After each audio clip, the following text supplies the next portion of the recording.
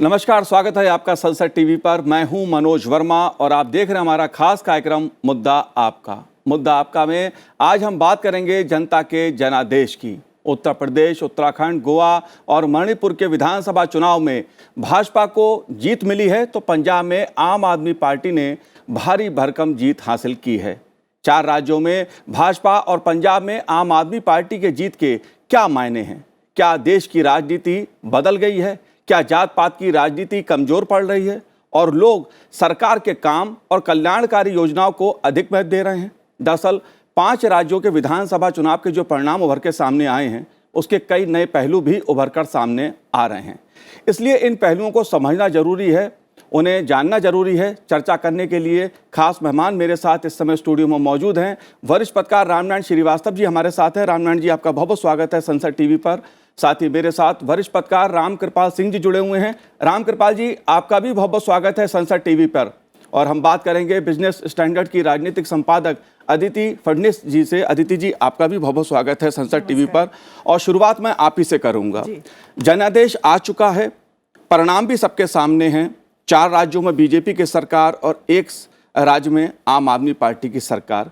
आप कैसे देखती हैं? क्योंकि इसके अलग अलग पहलू उभर के सामने आ रहे हैं। कहा जा रहा है कि कल्याणकारी जो योजनाएं हैं उसको जनता ने स्वीकार किया है। ये जनादेश उसके पीछे की एक वजह है। सबसे पहली बात तो ये है कि उन राज्यों में जहां राजनीति डामाडोल करती थी, लोग फ्लोर क्रॉस करते थे, कोई भी सरकार बहुमत में नहीं आती थी तो कई बार हंग असेंबली भी हो जाती थी। उदाहरण के तौर पर कई बार ऐसा गोवा में हुआ है, कई बार मणिपुर में हुआ है। पूरी तरह से निर्णायक नतीजा इन राज्यों में आया है। सबसे पहली बात तो ये है। इसका मतलब कि लोगों ने एक चीज़ सोच के और अपना वोट डाला है। उसमें जब आदमी वो बटन दबाने जाता है तो उसके दिमाग में बहुत सारी चीज़ें होती हैं। जाति, धर्म, ये सब तो है ही, लेकिन उसके अलावा जो आपने जिस चीज़ का उल्लेख किया, कल्याणकारी योजनाएं, और उन्होंने दोनों जगह रंग दिखाया है। उत्तर प्रदेश, उत्तराखंड वगैरह में भी और पंजाब में भी, जहां बीजेपी के मत में नतीजा नहीं आया है जी। तो आपका कहना एकदम सटीक है कि ये बहुत बड़ा इसमें रोल प्ले करता है। रामनारायण जी, आपने तमाम चुनाव कवर किए हैं और सरकारों को बनते बदलते भी देखा है। अगर इन 5 राज्यों के विधानसभा चुनाव की मैं बात करूं तो जिस तरह के परिणाम उभर के सामने आए हैं, आप क्या वजह मानते हैं? क्योंकि जात की राजनीति, धर्म के नाम पर वोट, मजहब की राजनीति, ये इस भारतीय राजनीति के एक कड़वे सच हैं। लेकिन एक बड़ा वर्ग दिखाई दे रहा है। अगर हम गरीबों के लिए कल्याणकारी योजनाओं की बात करें तो उत्तर प्रदेश में उसका साफ असर नजर आता है। आप कैसे देखते हैं? देखिए, इस चुनाव का एक बड़ा फोकस ये था कि विकास के मुद्दे को प्रमुखता से रखा गया था। खासकर भाजपा ने, जिसकी 4 राज्यों में सरकारें थीं, उसने वहाँ पर डबल इंजन की सरकार के आह्वान के साथ विकास जो किया गया, जो विकास हो रहा है और जो विकास होना है, उन मुद्दों को प्रखरता से जनता के सामने लाया। जनता ने भी इस पर इसलिए भरोसा किया क्योंकि उसको मिला, डिलीवरी सिस्टम अच्छा बना, डिलीवरी हुई तो लोगों को भरोसा जगा कि ऐसी केवल बातें नहीं होती, हमको मिल रहा है। और उसने अपना भरोसा फिर से व्यक्त किया है। भाजपा की 4 राज्यों में सरकारें दी। पंजाब की स्थिति अलग रही है, लेकिन हाँ, एक बड़ी बात है कि एक बड़ा भरोसा कायम हो रहा है देश में कि कोई सरकार कुछ कह रही है तो वो डिलीवरी भी कर रही है। पंजाब की स्थिति थी, पंजाब में के पिछले 1 साल में जो सत्तारूढ़ कांग्रेस थी, उसने जिस तरह का उसके अंदर अंदर उथल पुथल मची, उसकी वजह से वहाँ पर काफ़ी अंतर आया और एक आम आदमी पार्टी जो पिछली बार विपक्षी भूमिका में थी, उसको मौका मिला। इसमें श्रोमणी अकाली दल कहीं ना कहीं अपने ही अंतर विरोधों में उलझ कर रह गया।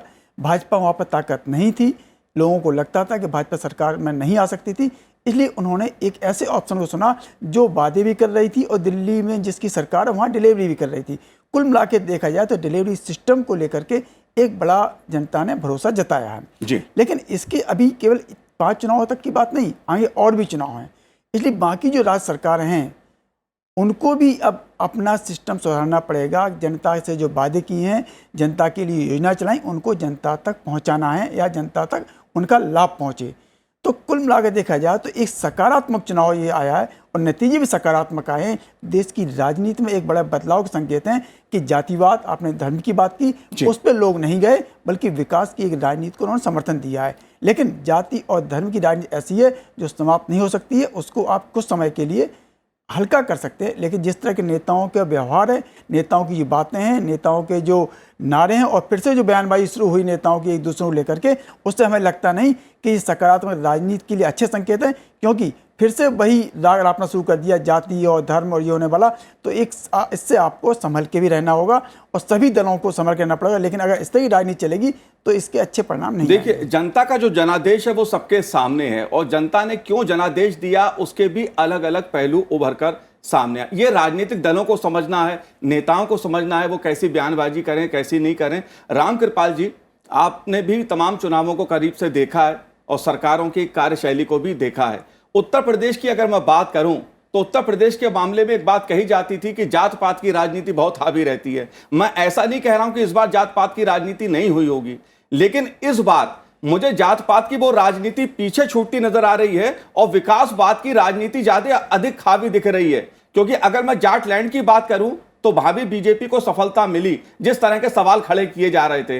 अगर मैं अखिलेश जी के क्षेत्र की बात करूं, भावी बीजेपी मुझे बढ़ती हुई दिखाई दे रही है, जो रिजल्ट सामने आए हैं। उत्तराखंड की बात की जाए तो कुमाऊं और गढ़वाल की राजनीति पीछे छूट गई। आप सहमत हैं क्या इस बात से? आप कैसे देख रहे हैं इसको? मनोज जी, मैं बिल्कुल सहमत हूं। केवल आपकी बात में एक चीज जोड़ता हूं जी।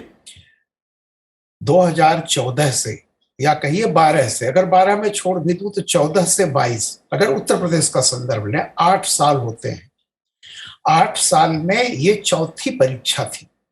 इसका मतलब ये नहीं कि पहली परीक्षा थी जी। 14 में हुई, 17 में हुई, 19 में हुई, 22 में हुई। मोदी जी हर बार 80% ऊपर मार्क लेकर के पास हो रहे हैं। तो कोई ऐसा, हम जो एक सोचते हैं कि इसी बार ऐसा हुआ, ऐसा नहीं है जी। ये 2014 से ये मैसेज आ रहा है, और आप देखें तो पैटर्न सेम है। 80% सफलता मिल रही है 14 में, 17 में, 19 में, 22 में। 8 साल में 4 चुनाव होने का मतलब, जैसे कोई लड़का सेमेस्टर सिस्टम करे तो वो 3 सेमेस्टर में 80% मार्क पा रहा है। और क्यों पा रहा है, उसका मैसेज बहुत क्लियर है। क्षेत्रीयता, जातीयता, धार्मिकता, इससे ऊपर उठ करके जनता वोट दे रही है। जी। जाति, कल मोदी जी ने अपने भाषण में, संबोधन में, बीजेपी मुख्यालय में एक बहुत रिमार्केबल बात कही थी। उन्होंने कहा था, जातियां पहचान होती हैं, नाम पहचान होते हैं, उनका सम्मान करना चाहिए, आइडेंटिटी है, लेकिन यह विकास और देश को जोड़ने के लिए होना चाहिए, न कि तोड़ने के लिए। हम जहां पैदा हुए हैं, जिस क्षेत्र में पैदा हुए हैं, जिस जाति में पैदा हुए हैं, वो हमारी एक पहचान है, उसका सम्मान करना चाहिए। कोई ये नहीं कह रहा है कि आप छोड़ दीजिए उसको, लेकिन वो आपके बच्चे के भविष्य में, आपके भविष्य में बाधा नहीं बने। जी। जाति में चाहे जो पैदा होगा, रोटी सबको चाहिए, स्वास्थ्य सबको चाहिए, शिक्षा सबको चाहिए, ये जाति और धर्म से तो मिलेगी नहीं, इससे ऊपर उठना पड़ेगा। तो मैं ये कह रहा हूं कि देखिए, जनता, वोटर जो है, मतदाता, बहुत पहले 2014 से 12 से ही आपको बता रहा है कि देखिए, हमारे सामने मुद्दा साफ है, सड़क भी बने और हमारे आंगन में बहार भी आए, हमारे घर में बिजली भी आए, मेरी छत जो थी, वो सरपत की जो मेरे ऊपर छत थी, वो पक्की बन जाए जी। मेरे बच्चा जो है पढ़ लिख ले, उसको एक अच्छे भविष्य की तरफ जाए, वो कारीगर बने, इंजीनियर बने, डॉक्टर बने। कौन नहीं चाहता है? दिक्कत यह है कि पॉलिटिकल पार्टीज हमेशा चुनाव के पहले वो जातीय गणना, इतना सवर्ण है, इतना बैकवर्ड है, इतना फलाना है, और अंत में कहते हैं हो ये तो कुछ चला ही नहीं। तो ये कोई पहली बार नहीं है। आप उठा के देख लीजिए 2017 का चुनाव। 17 के चुनाव में 39% बीजेपी वोट मिला था और हर चरण में बीजेपी जीती थी जी। ठीक 2022 में उसी की पुनरावृत्ति हुई है, 19 में भी उसी की पुनरावृत्ति हुई है। जी बिल्कुल। देखिए, गाजियाबाद से गाजीपुर तक पैटर्न एक है। 7वें चरण में भी बीजेपी नंबर 1 पार्टी, 6ठे चरण में भी बीजेपी नंबर 1 पार्टी, 5वें चरण में नंबर 1 पार्टी, चौथे चरण में नंबर 1 पार्टी, तीसरे चरण में नंबर 1 पार्टी, दूसरे चरण में नंबर 1 पार्टी, सातवें चरण में नंबर 1 पार्टी। तो आप बताइए कि क्या समानता है गाजियाबाद से गाजीपुर में? वही जानना चाह रहा हूं। पश्चिम से धुर पूरब तक। जी। जाहिर सी बात है, जो आप कह रहे थे, देखिए अब दुनिया, लोग पढ़े लिखे हैं, 60% हमारा यूथ है, युवा है, जो जाति को लेकर के चाटेगा नहीं। मेरा नाम रामकृपाल सिंह है, आप पूछेंगे तो भी कहूंगा रामकृपाल सिंह हूं, लेकिन मैं इस जाति को, मैं इसलिए नहीं, वो मेरी एक पहचान है, लेकिन मुझे क्या है, मुझे भी पेट है, भूख है, मुझे भी कपड़ा चाहिए, मुझे भी एक अच्छी शिक्षा बिल्कुल। मैं चाहिए। इसीलिए जात पात की जो राजनीति है बनाम जो विकासवाद की राजनीति है, उसी को समझना चाह रहा हूं आदित्य जी, क्योंकि हमारे सामने दो मॉडल इस समय हम कह सकते हैं। एक तरफ बीजेपी का जो विकास की राजनीति, जिसका बात प्रधानमंत्री नरेंद्र मोदी जी ने अपने संबोधन में कही कि विकासवाद की जो राजनीति है वो देश में चलेगी और चल रही है। दूसरी ओर दिल्ली में अगर आम आदमी पार्टी की मैं बात करूं तो चाहे मोहल्ला क्लिनिक की बात हो, उसको उन्होंने पंजाब की जनता को दिखाया, अपनी और भी योजनाओं का जिक्र उन्होंने किया। तो ये दो जो मॉडल हमारे सामने आते हैं कि जिसमें काम के आधार पर जनता के बीच जाना और जनता का काम पर वोट देना, इससे आप लाभार्थी वर्ग एक उभर के सामने आ रहा है क्या? निश्चित तौर पर लाभार्थी वर्ग तो उभर के आ रहा है, लेकिन काश ऐसा होता कि सभी पार्टियां, और इसमें बीजेपी शामिल है, पूरी तरह से जाति को एक फैक्टर न मान के, उसको नगण्य करके और सीटें बांटती। जी। तो मुझे नहीं लगता कि भाजपा ने पूरी तरह से अपनी पीठ कर ली है जाति पर। निश्चित रूप से जाति के आधार पर सीटें भाजपा भी देती है, कांग्रेस भी सभी देती दल है, करते हैं। सपा भी देती है। जहाँ तक लाभार्थी वर्ग का सवाल है, दो चीज़ें हैं। एक तो डबल इंजन की सरकार, प्रधानमंत्री कह रहे हैं कि वही पार्टी जो केंद्र में है, यदि वो राज्य में होती है तो हमें इसका फ़ायदा मिलता है, लोगों को इसका फ़ायदा मिलता है। इसका मतलब ये है कि वो वोटरों से कह रहे हैं कि आप उसी पार्टी को वोट दीजिए जो कि केंद्र में भी है और राज्य में भी है। इसका मतलब ये है कि भाजपा पूरी तरह से पूरे देश में, राज्य में भी और केंद्र में भी छा जाए। अब ये तो मतलब अच्छी बात है और सभी पार्टियों को इस बात इतना महत्वाकांक्षी होना चाहिए कि सब जगह हमारी सरकार हो, लेकिन हर एक चीज़ जो भाजपा करती है वो सही है ऐसा भी नहीं है जी। और उस चीज़ को उजागर करने के लिए एक विपक्ष, एक समर्थ विपक्ष का होना बहुत ज़रूरी है जी। और निश्चित रूप से वो जातिगत नहीं होना चाहिए, लेकिन ऐसा मुझे नहीं लगता कि भाजपा स्वयं कह सकती है कि पूरे ज्ञान की, पूरे विश्व में जो कुछ हो रहा है उसका पूरा ज्ञान सिर्फ हम ही को है जी जी। और लोग भी कुछ दे सकते हैं भारतीय समाज और भारतीय राजनीति को जी। तो उस चीज़ का आदर करना मेरे ख्याल से बहुत ज़रूरी है जी। बहरहाल जो जनता का जनादेश है रामनारायण जी, जिस तरफ अदिति जी डबल इंजन की बात कह रही हैं, डबल इंजन की सरकार, जाहिर तौर पे बीजेपी ने इसे एक बड़ा मुद्दा बनाया, लोगों तक अपनी इस बात को भी पहुंचाया कि डबल इंजन की सरकार से अधिक विकास राज्य का होता है। आप कैसे देखते हैं, क्योंकि एक बड़ा मुद्दा रहा है ये भी, मैं इस मुद्दे को भी विकास से जोड़ूंगा, क्योंकि कई बार जो राजनीति होती है केंद्र और राज्यों के बीच, उसका खामियाजा प्रदेश की जनता को भोगना पड़ता है, विकास प्रभावित होता है। क्या इसका फायदा होता है? देखिए, डबल इंजन सरकार की बात इसलिए आगे बढ़ रही है क्योंकि प्रदेश और केंद्र सरकार में राजनीतिक विरोध ज़्यादा बढ़ने लगा है। अगर दल कोई भी हो, सरकार अलग भी हो, अगर प्रदेश के मुद्दों पर, विकास के मुद्दों पर अगर सहमति रहे तो ज़रूरी नहीं एक ही दल की सरकार ने दो जगह हों। लेकिन जिस तरह से हमने पिछले दिनों देखा है कि जो राज्य सरकारें हैं वो राज्य सरकार नहीं बल्कि पार्टी की तरह व्यवहार करती हैं, जिससे टकराव बढ़ता है। सरकार सरकार की तरह व्यवहार करे तो समस्या नहीं आएगी। लेकिन हमने देखा है कि जब केंद्र में भाजपा की सरकार रही, राज्य में किसी क्षेत्रीय दल की सरकार है या कांग्रेस सरकार है, तो वो एक अपने राजनीतिक प्रतिद्वंदी की तरह केंद्र सरकार के साथ व्यवहार कर रही हैं, जिससे राज्य का विकास, जनता की अपेक्षाएं, आकांक्षाएं प्रभावित होती हैं। इसलिए प्रधानमंत्री को कहना पड़ा है, कई बार कहा उन्होंने कि डबल इंजन की सरकार विकास के लिए जरूरी है। बिल्कुल, राज्य और केंद्र की सहमति विभिन्न व्यापक मुद्दों पर बने तो विकास होने कोई दिक्कत नहीं, लेकिन राजनीतिक इच्छा शक्ति प्रबल हो जाती है, विकास के मुद्दे पीछे रह जाते हैं, तब फिर एक ही दल की सरकार की बात चलती है। और जनता भी सोचती है कि अगर हम अलग अलग वोट देंगे तो टकराव बढ़ेगा, हमारा विकास होगा नहीं, कभी ये जीतेंगे कहीं वो जीतेंगे, हमारा क्या होगा। तो डबल इंजन के लिए जरूरी है नहीं कि एक ही दल हो, समान विचार होने चाहिए, समान मुद्दे होने चाहिए। लेकिन जब मुद्दे नहीं हो पाते हैं तब एक दल की सरकार होना जरूरी होता है, क्योंकि विकास बहुत जरूरी है। हम अभी भी विकासशील देशों की श्रेणी में, विकसित देश श्रेणी में क्या नहीं रामगढ़, आ ये पाए दो हैं। योजनाओं का यहाँ पर खास तौर से जिक्र करूंगा, क्योंकि कोविड काल में जिस तरह से मुफ्त खाद्यान्न, गेहूं, चावल और दूसरी चीज़ों का वितरण उत्तर प्रदेश में किया गया, दूसरे राज्यों में भी किया गया, उसकी काफ़ी चर्चा हुई है और हो रही है। और जैसे सीधे अब अकाउंट में, खाते में पैसा पहुंच रहा है, क्या इन दो योजनाओं का लाभ आप देख रहे हैं? क्या ये राजनीति को प्रभावित कर रहा है, बदल रहा है? बिल्कुल, देखो ये सीधी ऐसी योजना है जो सीधी लोगों तक पहुंच रही हैं। एक समय तक ये देश के प्रधानमंत्री ने कहा था कि हम 1 रुपया भेजते हैं 15 पैसे पहुंचते हैं।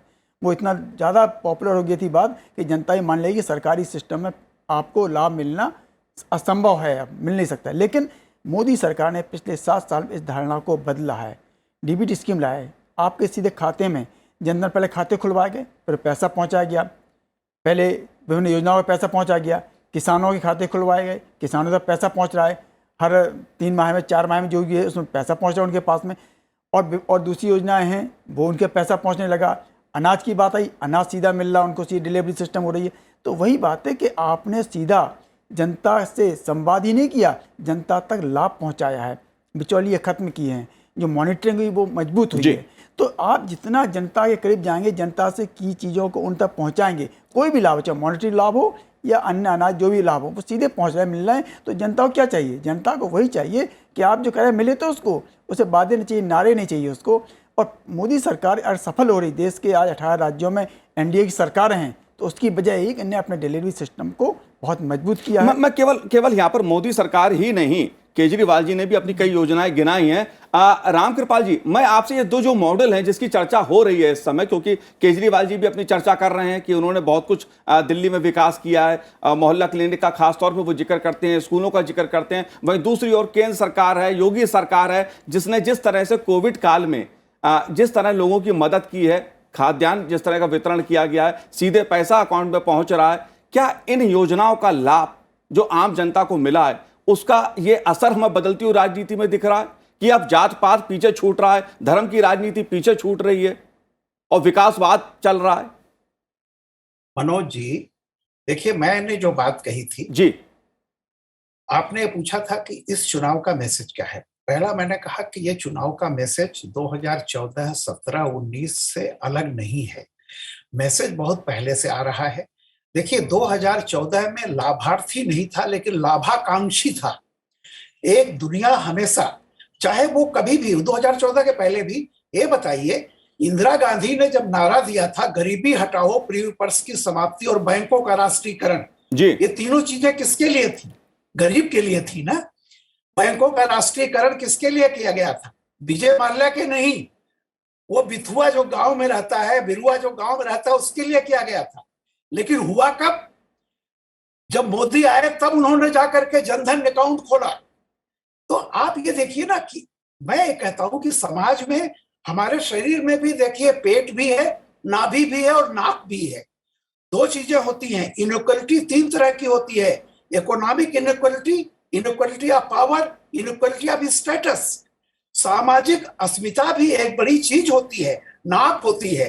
कौन है जो विकास भी कर रहा है, सम्मान भी दे रहा है, हमारा एम्पावरमेंट भी कर रहा है और एक सुनहरे भविष्य का खाका खींच रहा है। उसमें राष्ट्रीयता भी है, आपकी अपनी निजी अस्मिता भी है। आप, जैसा मैंने कहा, कल मोदी जी ने खुद कहा जातियों पर हमें सम्मान करना चाहिए, उसका आदर करना चाहिए, लेकिन वो आपके विकास में बाधा नहीं बननी चाहिए। तो उनका जो था उद्देश्य की जाति, देश, प्रांत, भाषा ये जोड़ने के लिए होना चाहिए, तोड़ने के लिए नहीं। बहुत साफ साफ उन्होंने कहा था, कल ही अभी शाम को कहा है। तो मैं ये मानता हूं कि मैसेज बहुत क्लियर है। देखिए मोदी जी नक्शा नहीं बनाते, नक्शा कांग्रेस ने बनाया था। डीबीटी का सबसे पहले कांग्रेस ने, यूपीए सरकार में ये शुरू हुआ था।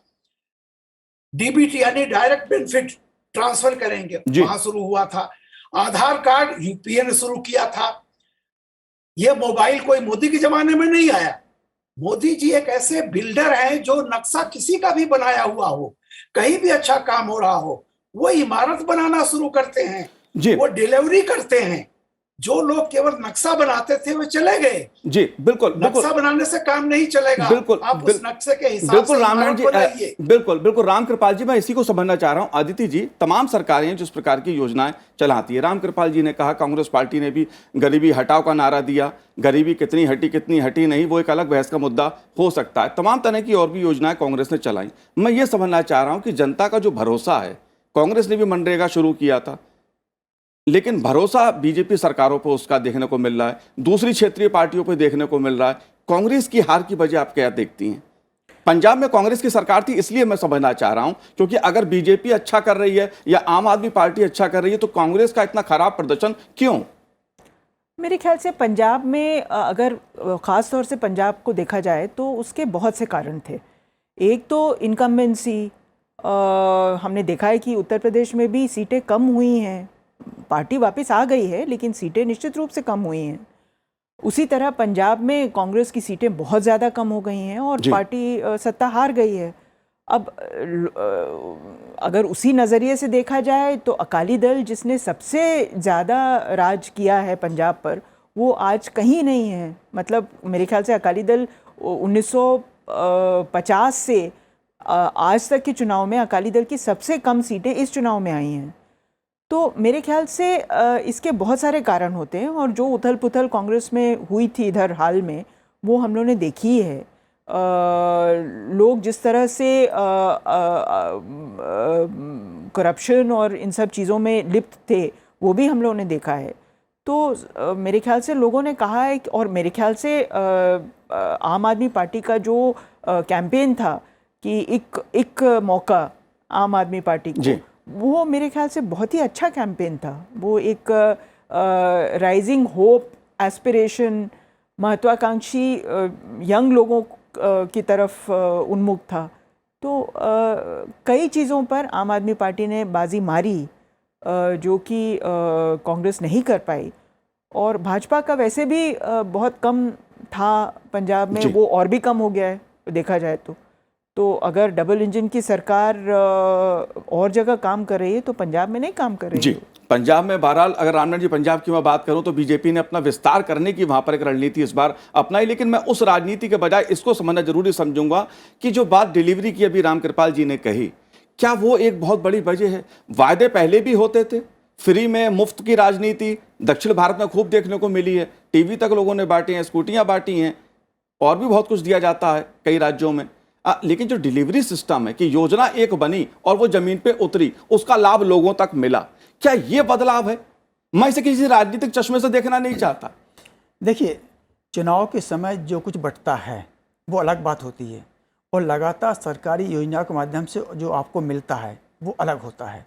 जो डिलीवरी सिस्टम है, सरकारी योजनाओं का पैसा मिल रहा, उसको अपने हक का पैसा मिल रहा, उसको अपने फैसलों का पैसा मिल रहा है, कोई उसको लालच में पैसा नहीं मट रहा, कोई रिश्वत नहीं दे रही। तो दोनों बहुत अंतर है। दक्षिण भारत में जो होता है वो चुनाव के टाइम में लोग बांटते करते अलग चीज़ है, लेकिन यहाँ पर ये कोई चुनाव में नहीं बांटा जा रहा है। ये कोई जो आपको फ्री में राशन मिल रहा है, आपको जो सब्सिडी रसोई गैस में मिल रही है, या आपको जो आपके खाते में पैसा आ रहा है, किसानों को तो पैसा आ रहा, वो कोई चुनावी उसके लिए नहीं हो, सरकार का पैसा है, आपको ऑडिटेड पैसा है, जनता का पैसा है, जनता में एक डिलीवरी सिस्टम के जरिए गरीबों तक पहुँचाया जा रहा है, जरूरतमंदों तक पहुँचाया जा रहा है। वो अंतर है। रही बात पंजाब की, आपने बात की, पंजाब में अभी आम आदमी पार्टी को परीक्षा देनी है। अभी जनता ने भरोसा किया है। भरोसा किस पे किया? फ्री बिजली पानी जिन्होंने दिल्ली में दिया। इस समय उनको लगा कि हमको फ्री बिजली, फ्री चीज़ें देना कोई अच्छी बात नहीं है, फ्री के देना। पंजाब की जो हालत है पंजाब में, उसको देखते हुए जिस स्थिति में पंजाब खड़ा हुआ है, वहाँ फ्री बिजली पानी आप देंगे तो पंजाब जो बहुत ही ज़्यादा स्थिति, बहुत खराब स्थिति में जा सकता है। इसलिए केजरीवाल की सरकार बना भरी ली है, लेकिन उनको जो देंगे तो बहुत मुसीबत सामना करना पड़ेगा। और पंजाब चूंकि बॉर्डर स्टेट है, इसलिए इस चीज़ को बहुत महत्वपूर्ण हो जाता है। और प्रधानमंत्री ने कल जो बातें कही हैं, बड़े परोक्ष रूप से कहा गया, उसके बहुत बड़े निहितार्थ हैं और इसको सभी को सोचना पड़ेगा। जी, जाहिर सी बात है, अलग अलग पहलू हैं, लेकिन बात आम आदमी की है। जो आम आदमी है, जिस तरह से योजनाएं, केंद्र सरकार की योजनाओं की अगर मैं बात करूं तो उज्ज्वला योजना है, प्रधानमंत्री आवास है, या शौचालय की बात है, मैं इस योजनाओं को एक आम आदमी से जुड़ा हुआ देखता हूं, क्योंकि आम आदमी को क्या मिला कैसे उसके जीवन में बदलाव आ रहा है, कहीं ना कहीं ये चुनाव को प्रभावित कर रहा है। इन परिणामों से यही साफ तौर पे दिखाई दे रहा है। और अच्छी बात भी है, लोकतंत्र में आम आदमी का कल्याण होना चाहिए कल्याणकारी योजनाओं से। रामनारायण जी, अदिति जी, आपने हमसे बात की, आपका बहुत बहुत धन्यवाद, बहुत बहुत शुक्रिया। राम कृपाल जी, आपका भी बहुत बहुत धन्यवाद संसद टीवी से बात करने के लिए। तो आज हमारे इस कार्यक्रम में इतना ही। मुझे दीजिए आज्ञा। नमस्कार।